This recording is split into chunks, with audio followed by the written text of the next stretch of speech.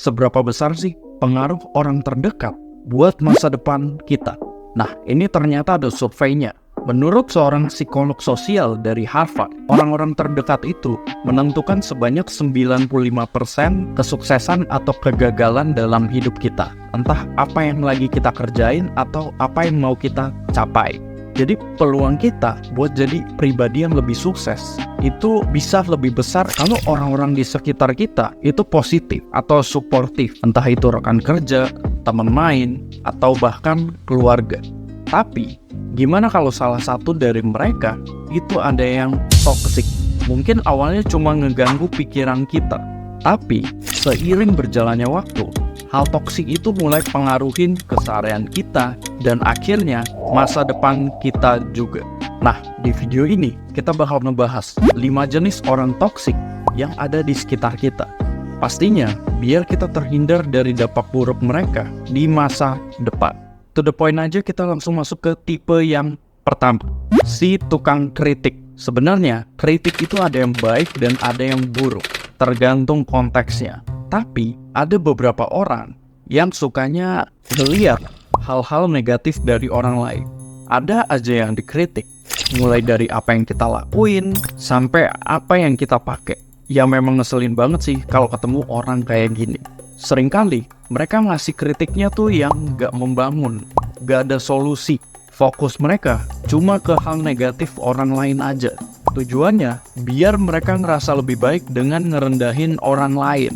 Atau biasanya mereka nggak suka sama pencapaian orang lain. Mungkin pemikirannya kayak gini, si tukang kritik ini orang yang nggak bisa bikin prestasi. Jadi niatnya mau ngejatuhin orang lain aja supaya mereka bisa naik ke posisi yang lebih tinggi. Jadi mereka terlalu fokus nyari hal-hal negatif di orang lain. Padahal kan balik lagi, kalau memang fokusnya ke hal yang negatif, mau orang sehebat apapun, pasti ada aja yang bisa dikritik. Yang kedua, drama queen atau drama king. Nah, tipe yang satu ini suka di luar nalar. Namanya juga drama queen. Mereka ini kalau ngomong itu suka ditambah-tambahin, bikin drama-drama yang berlebihan di hidup mereka. Biasanya mereka ini suka sok-sokan jadi korban. Jadi seringkali bikin cerita-cerita dramatis seolah-olah yang salah tuh orang lain. Apapun yang bisa disalahin kecuali diri mereka sendiri. Nah, tujuan utama mereka itu buat nyari perhatian dan simpati dari orang-orang di sekitar mereka. Jadi dampak buruknya apa kalau ada si drama queen ini?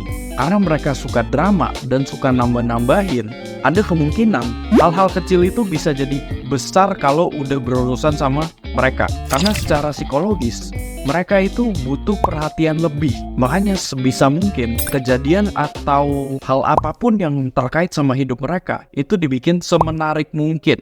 Yang ketiga, manipulator. Nah, tipe orang toksik ini menurut gue yang paling sakti di antara yang lainnya. Karena biasanya mereka dibekalin sama skill yang bisa ngebaca emosi atau kondisi psikologis orang-orang sekitar mereka buat pengaruhin, ngendaliin, atau manfaatin orang lain. Jadi istilahnya mereka pinter narik ulur perasaan orang lain, pakai hal-hal yang personal buat mainin emosional kita. Akhirnya si korban jadi susah buat mikir logis. Bahkan mereka bisa jual nama atau pendapat orang lain sebagai senjata di situasi tertentu. Buat gue sendiri, tipe ini yang paling susah dikenalin dan dihadapin. Mereka itu pinter, gak akan kelihatan trik-triknya.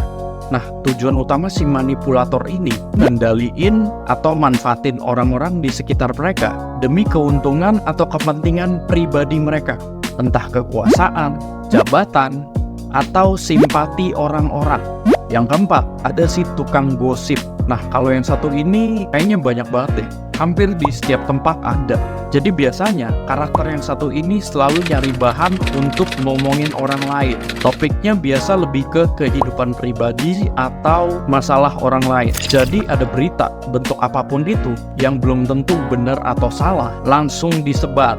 Mau itu berita baik atau berita buruk, nggak peduli. Yang penting bisa jadi bahan buat mereka. Dan biasanya karakter mereka itu selalu gampang diterima dimanapun, gampang berbaur. Tujuan utama mereka mungkin sebagai hiburan aja, biar kalau lagi gabut mereka tuh ada bahan yang bisa dilakuin. Bisa juga ini buat keuntungan secara sosial, jadi bisa lebih disukain sama orang-orang tertentu. Atau mungkin buat perbandingan, ngerasa dirinya lebih baik dengan ngomongin keburukan orang lain. Sebenarnya ini agak mirip sih sama si tukang kritik tadi. Bedanya, kalau kritik itu di depan, impact-nya langsung berasa buat si korban, kayak ngejatuhin secara langsung. Tapi kalau ngegosip, itu pasti di belakang. Lebih ke untuk kepuasan diri sendiri aja. Yang kelima ada narsistik. Ya, dari namanya aja kita udah tahu. Mereka ini orang-orang yang narsis, terlalu cinta sama diri sendiri. Seringkali orang-orang narsistik ini memang punya daya tarik yang lebih atau karisma tertentu. Entah secara penampilan, kinerja, atau intelektual mereka. Jadi orang-orang ini butuh pengakuan secara berlebih dan punya kecenderungan gak peduli sama perasaan atau kebutuhan orang lain. Jadi gak punya empati. Karena gak pedulian ini, seringkali mereka ngorbanin orang lain dan nganggap itu hal yang wajar. Karena mereka punya pandangan kalau kebutuhan mereka itu di atas orang-orang lain. Dan itu dia 5 karakter toksik yang pernah gue alami. Kalau kalian punya karakter toksik yang lain, boleh tambahin di kolom komen ya. Ngadepin orang-orang toksik tadi itu nggak gampang. Jadi gue bakal sharing sedikit tips buat ngadepin mereka. Karena biasanya di lingkungan kita itu ada salah satu dari karakter tadi. Atau bahkan ada yang gabungan juga. Bukan cuma satu karakter. Mulai dari yang pertama, kita bisa mulai dari identifikasi perilaku orang yang kita anggap toksik. Itu mereka tipe yang mana? Mungkin kelihatan dari cara pembawaan atau efek negatif yang kita rasain di sekitar orang itu. Yang kedua, batasin interaksi sama mereka. Kalau bisa seminim mungkin, biar kita nggak terpengaruh. Karena balik lagi, perilaku toksik itu bakal nyerang kondisi kesehatan mental kita. Entah kita bisa kepikiran terus atau malah jadi stres. Yang ketiga, tetap fokus sama tujuan utama kita. Kalau di lingkungan kerja ya tetap profesional, utamain buat selesaiin kerjaan kita sendiri. Dan yang keempat, batasin ranah pribadi. Karena biasanya orang-orang toksik itu suka pakai hal-hal yang berbau pribadi buat nyerang si korban, nyerang kita. Jadi bakalan lebih baik kalau mereka tuh nggak tahu info-info pribadi kita. Dan yang kelima, klarifikasi atau tegur secara halus. Ingat, jangan kepancing emosional. Ada kalanya kita bisa klarifikasi atau tegur mereka. Kalau misalnya tindakan mereka ini udah kelewatan, hal ini juga bisa ekspresiin atau luapin perasaan kita. Ini penting banget buat ngejaga kesehatan mental kita. Gimana menurut kalian? Ada nggak kelima karakter tadi di lingkungan kalian? Atau malah ada yang lain lagi di luar yang kelima tadi? Share di kolom komen ya. Oke, sekian video dari gua. Like kalau kalian suka sama video ini. Jangan lupa subscribe. Gua Marjius Jafari. Sampai ketemu di video selanjutnya.